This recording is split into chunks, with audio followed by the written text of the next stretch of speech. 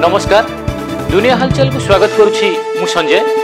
आसंतु नजर पकाइबा वर्तमान मुख्य खबर उपरे। नुआ दिल्ली निर्वाचन कमिशन पक्षर उपराष्ट्रपति निर्वाचन पर विज्ञप्ति जारी होईछि। सेप्टेम्बर 9 रे निर्वाचन अनुष्ठित हेबो बोली निर्वाचन कमिशन पक्षर घोषणा करा दैथिबा बेले वर्तमान नामांकन पत्र दाखल प्रक्रिया आरंभ होईछि एवं प्रार्थी पत्र दाखल शेष तारीख अगस्त 21 को धार्य करा जाईछि।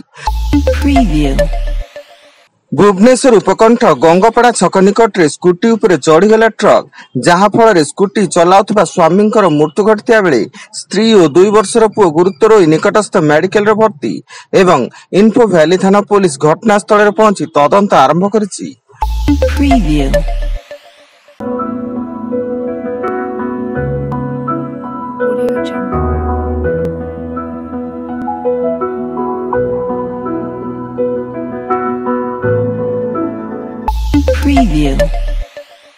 भुवनेश्वर सुंदरपदा केनाल निकट रे जने युवक मृतदेह पड़िथिबा देखिबाकु मिलिछि।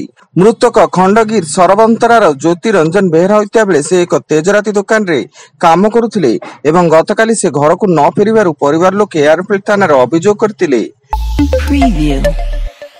बालेश्वर जिला सिमुलिया थाना अंचल रे नाबालिका छात्री को दुष्कर्म, छात्री को गुरुतर अवस्था उद्धार करा दैथिया बेले अभियुक्त युवक अंतरा ग्राम प्रशांत सामल को निस्तुक माड़ मारी पैंट सार्ट और बाइक जाली देले उत्त्यक्त लोके एवं बालेश्वर अतिरिक्त एसपी और सदर एसडीपीओ सिमुलिया थाना को आसी घटनार तदंत करुछन्ति।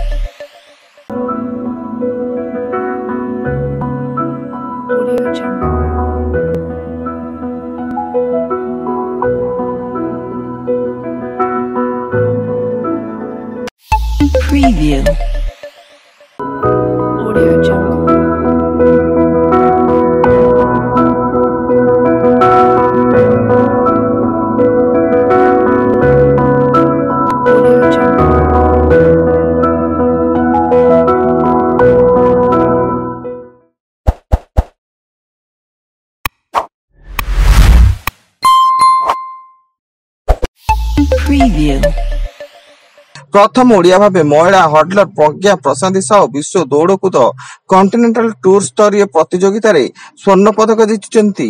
रविवार कलिंग स्टेडियम रे आयोजित प्रतियोगिता रे प्रज्ञा प्रशांति महिला 100 मीटर बाधा दौड़ रे प्रथम स्थान रे स्वर्ण पदक जीतिचंती। से बेले पुरुष 200 मीटर दौड़ रे ओडिसा रो अनिमेश कुजुर स्वर्ण पदक हासिल करिसेंती। उत्तर पश्चिम एवं एहार पार्श्ववर्ती पश्चिम केंद्रीय बंगोपसागर रे एक लघुचाप सृष्टि हेबार संभावना रही। संभाव्य लघुचाप प्रभाव रे आसंता 12 तारिख रु 3 दिन धरी दक्षिण ओडिशार विभिन्न अंचल रे अति प्रबल वर्षा हेबा सह उपकूल पश्चिम ओडिशार बिजुली घड़घड़ी सह हल्का मध्यम धरणर वर्षा हेबा नै पाणीपाग विभाग पक्षरु सतर्क सूचना दिया जायछि। कलाहांडी जिला गस्तरे जाई उप मुख्यमंत्री श्रीमती प्रभाती परिड़ा विभिन्न कार्यक्रम रे जोग देइतिले एवं सर्किट हाउस चक्र आंबेडकर प्रतिमूर्ति रे पुष्पमाल्य अर्पण करी तिरंगा शोभा यात्रा रे शहर परिक्रमा करथिले। एथिरे जिल्लार विभिन्न अंचल रो आसितबा हजार हजार कर्मी शामिल होइतिले।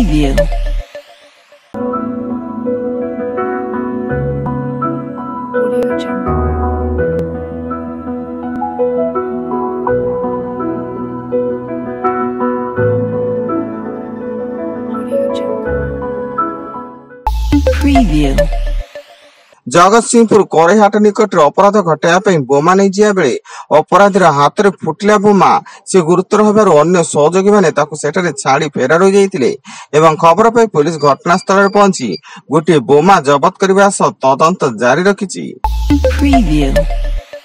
भुवनेश्वर भरतपुर थाना अंचल रे जमी जबा विवाद को केंद्र करी बोमा माड़ एथिरे 4टी बाइक संपूर्ण जली पोड़ी जाइतिया बेले घटनास्थल रे भरतपुर थाना पुलिस रो छानबीन जारी।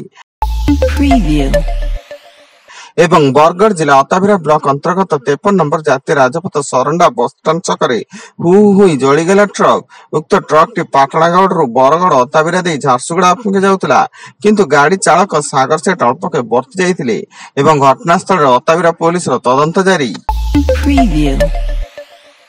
ବର୍ତ୍ତମାନ ପାଇଁ ଏତିକି। ଅଧିକ ନ୍ୟୁଜ ଅପଡେଟ୍ସ ପାଇଁ ଭିଜିଟ୍ କରନ୍ତୁ ଆମ ୱେବସାଇଟ୍ www.duniyahalchal.in। ଧନ୍ୟବାଦ।